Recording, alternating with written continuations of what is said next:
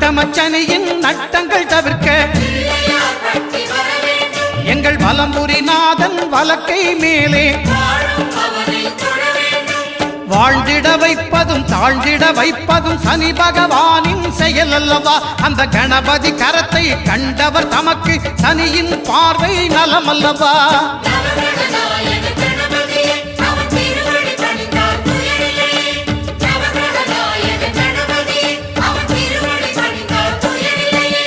ஒன்பது கோளும் ஒன்றாய் காண அங்கு கற்பகம் என்னும் கடவுளின் மெய்யில்